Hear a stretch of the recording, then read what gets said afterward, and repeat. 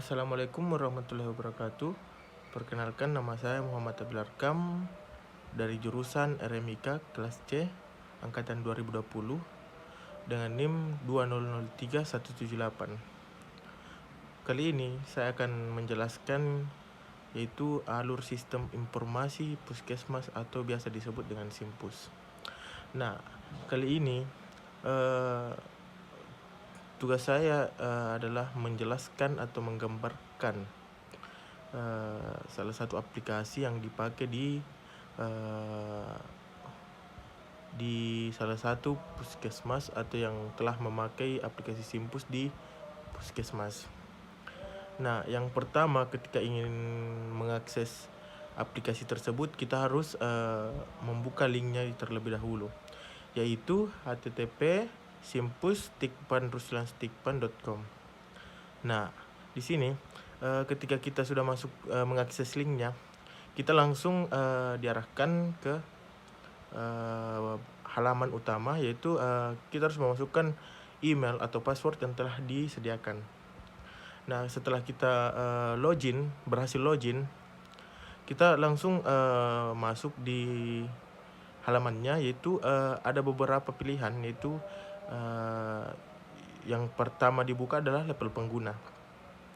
Nah, level pengguna itu ada beberapa pilihan, ada beberapa tenaga kerja, yaitu ada beberapa bidang, yaitu kepegawaian, pendaftaran, perekam medis, bagian farmasi, dan rawat jalan.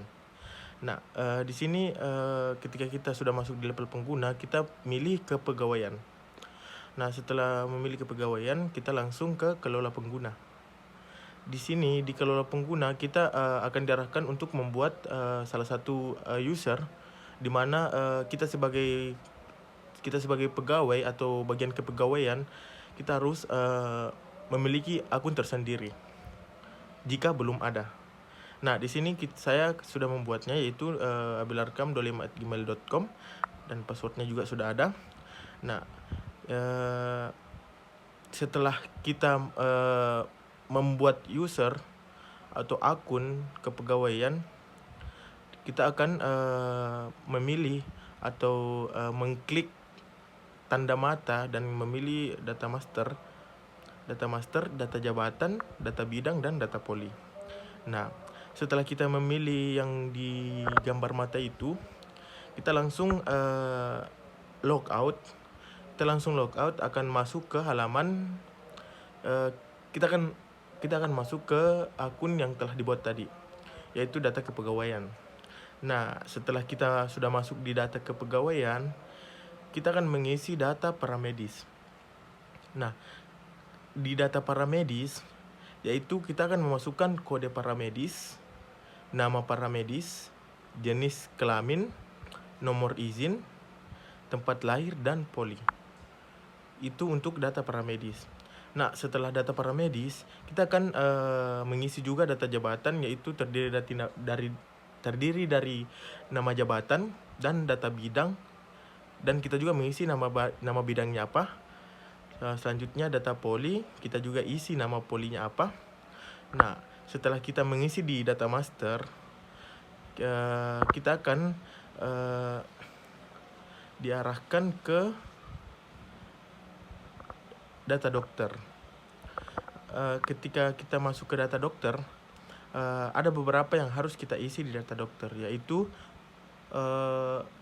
ini berlaku untuk dokter yang baru kita input.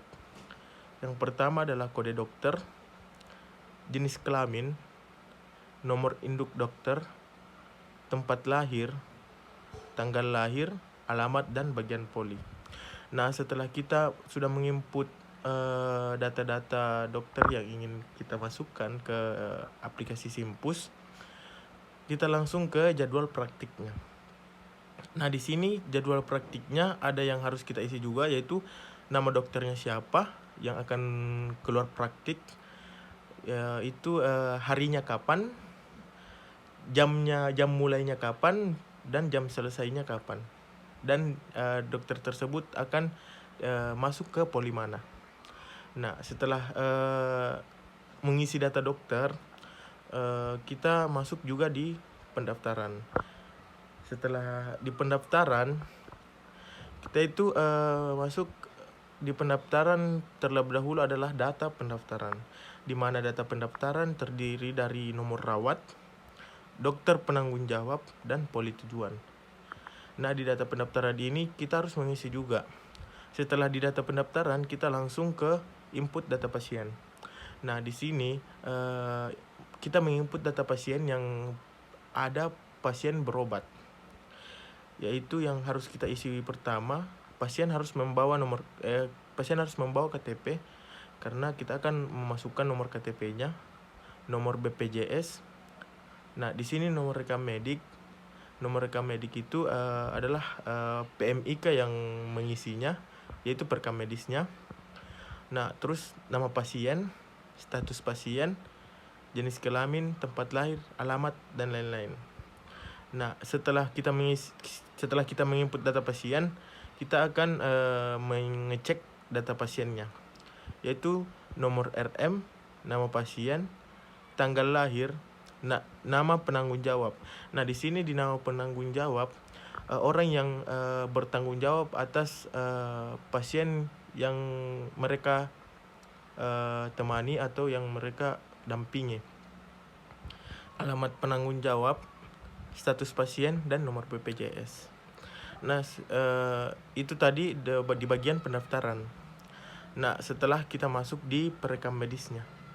Di perekam medis ada beberapa juga yang harus dimasukkan, dan di sini adalah di sini kita memasukkan kode-kode ya, karena tugasnya memang perekam medis mengkode. Itu di sini data diagnosa pasien. Sebelumnya perekam medis sudah mendapatkan data-data pasien yang akan dikode, kode diagnosa utamanya, sekunder, dan tindakannya. Nah, setelah yang harus diisi adalah kode diagnosa. Kode diagnosa misalnya ada penyakit, misalnya DM tipe 2. Nah, di situ kita akan memasukkan kodenya. Kode yang dituju pada nama diagnosanya. Nah, selanjutnya nama penyakit. Ini nama penyakit adalah nama diagnosa utama, sekunder, dan itulah. Dan terus ciri-ciri penyakitnya apa, keterangannya, dan ciri-ciri umum. Setelah di data diagnosa, terus kita mengisi di data tindakan. Ini biasanya ketika data tindakan kita biasa cari kodenya itu di ICD 9cm atau ICD 9cm. Data tindakan itu kode tindakannya, nama tindakan, tindakan dilakukan oleh dokter atau perawat. Terus nama polinya apa, tergantung dari diagnosanya. Nah, selanjutnya setelah di perekam medis, kita akan lanjut di bagian farmasi. Nah, di bagian farmasi kita harus ada beberapa bagian, yaitu input data obat, input data supplier, dan kelola obat. Nah, di input data obat itu ada beberapa juga. Kita harus mengisi kode obat, nama obat, jenis obat, dosis, aturan obat, dan jenis satuan. Nah, di sini kode obat. Di sini yang harus kita isi itu kode obat, nama obat, jenis obat, dan dosis, aturan obat, dan jenis satuan. Nah, setelah di input data obat, kita langsung beralih ke input data supplier. Nah, di sini di input data supplier itu ada kode supplier, nama supplier, alamat, dan nomor telepon. Di sini nama suppliernya semacam Kalbe dan lain-lain lah. Dan setelah itu kita ke kelola obat. Di sini di kelola obat ada yang harus kita isi juga, yaitu nomor transnya, suppliernya yang sudah diisi tadi, nama obat, kode obat, harga beli, jumlah, satuannya apa, keterangannya juga apa, dan total. Setelah di bagian farmasi ini, kita langsung masuk ke bagian rawat jalan. Nah, di bagian rawat jalan itu, nah yang terakhir adalah rawat jalan. Nah, di mana rawat jalan adalah ada pengeluaran obat. Itu yang harus diisi nomor terima obatnya, nama pasien, nama obat, kode obat, dosis aturan obat, jumlahnya berapa, satuannya apa, dan keterangannya. Nah, itu untuk di bagian rawat jalan. Jadi itulah tadi penjelasan cara memakai aplikasi Simpus di Puskesmas. Terima kasih. Wabillahi taufiq wal hidayah. Wassalamualaikum warahmatullahi wabarakatuh.